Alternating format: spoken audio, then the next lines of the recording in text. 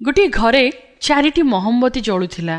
ମହମବତୀ ଗୁଡ଼ିକର ପରସ୍ପର ମଧ୍ୟରେ ଘନିଷ୍ଠ ସମ୍ପର୍କ ଥିଲା। ସବୁ ମିଶି ଘରଟିକୁ ଆଲୋକମୟ କରିଦେଉଥିଲେ।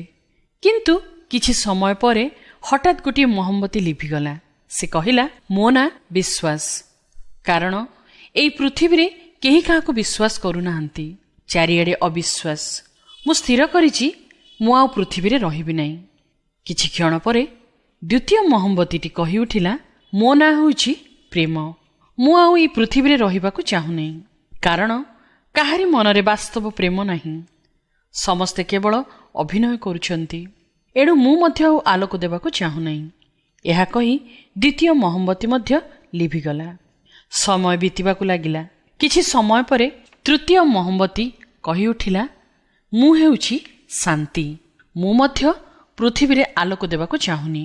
କାରଣ ଏହି ଜଗତରେ ଅଶାନ୍ତି ଭରି ରହିଛି। ଆପଣ ଦେଖନ୍ତୁ ତ, ସବୁଆଡ଼େ ଅଶାନ୍ତି, ଗଣ୍ଡଗୋଳ। କାରଣ ଯେଉଁଠାରେ ବିଶ୍ୱାସ ନାହିଁ, ଯେଉଁଠାରେ ପ୍ରେମ ନାହିଁ, ସେଠାରେ ଶାନ୍ତି ରହିବା କେବେ ମଧ୍ୟ ସମ୍ଭବପର ନାହିଁ। ଏଣୁ ସବୁଆଡ଼େ ହିଂସା ଓ ଝଗଡ଼ା। ମୁଁ ଆଉ ରହି ଆଲୋକ ଦେବି ନାହିଁ। ଏହା କହି ତୃତୀୟ ମହମବତୀଟି ବି ଲିଭିଗଲା। ଚତୁର୍ଥ ମହମବତୀଟି ଏବେ ବି ଜଳୁଥିଲା। ଘରକୁ ଟିକିଏ ଆଲୋକିତ କରି ରଖିଥିଲା। ସେହି ସମୟରେ ଜଣେ ଘର ଭିତରେ ପ୍ରବେଶ କଲା। ସେ ଜଳୁଥିବା ମହମବତୀକୁ ପଚାରିଲେ, ଅନ୍ୟ 3ଟି ମହମବତୀ କାହିଁକି ଲିଭିଗଲେ? ଚତୁର୍ଥ ମହମବତୀ ତାଙ୍କୁ ସବୁ କଥା କହିଲା। ବ୍ୟକ୍ତି ଜଣକ ପଚାରିଲେ, ତେବେ ତୁମେ କାହିଁକି ଜଳୁଛ? ତା ଉତ୍ତରେ ଚତୁର୍ଥ ମହମବତୀଟି କହିଲା, ମୋ ନାଁ ଆଶା। ମୁଁ ଶେଷ ପର୍ଯ୍ୟନ୍ତ ଜଳୁଥିବି।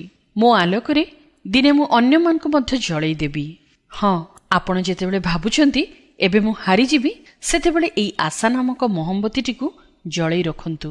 ସେଇ ଆଶା କାହାଠାରେ ରଖିବେ? ସୃଷ୍ଟିକର୍ତ୍ତା ଈଶ୍ୱରଙ୍କଠାରେ ଆଶା ଓ ଭରସା ରଖନ୍ତୁ। ଖରାପ ସମୟ ତ ସମସ୍ତଙ୍କ ଜୀବନରେ ଆସିଥାଏ। ପ୍ରତ୍ୟେକଙ୍କ ଜୀବନରେ ସୁଖ ଆଉ ଦୁଃଖ ଆସେ। ଏହା ହିଁ ପ୍ରକୃତିର ନିୟମ। ରାତି ହୋଇଛି ତ ଦିନ ନିଶ୍ଚୟ ହେବ।